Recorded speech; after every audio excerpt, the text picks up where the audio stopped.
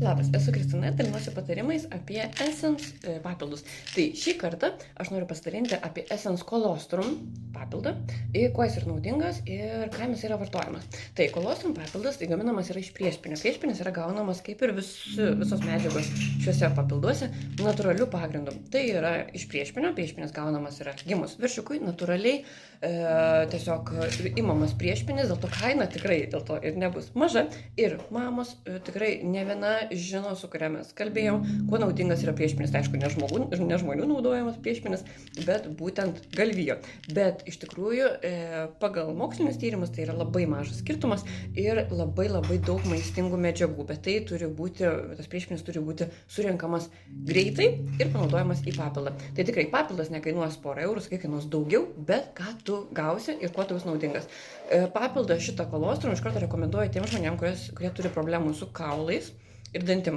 Galbūt yra silpni kaulai. Tikrai yra tokių žmonių, pas kuriuos yra silpni kaulai, silpni dantis jautrus, dantis labai genda.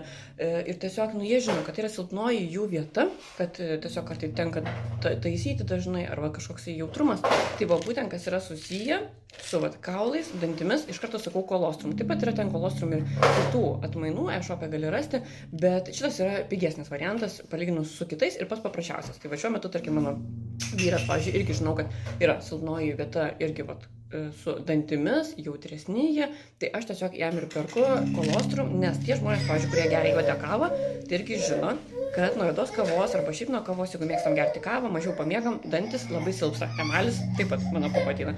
Taigi, jeigu tavo dantis silpnesnė, jeigu kaulai silpnesnė, labai rekomenduoju. Kaip gerima, tai vartojama yra kapsulytės. Taip, jos neatsidaro, vartojama su vandeniu, nepamiršk gerti su vandeniu, ne su kitu skysčiu, todėl kad kitas skystis suardo beslenkant tiesiog iki skrandžio papildą, o tau reikia, kad jisai nuslinkstų ir atliktų savo principą. Todėl su vandeniu geriam galima, ten tarkim, galbūt tarp maisto.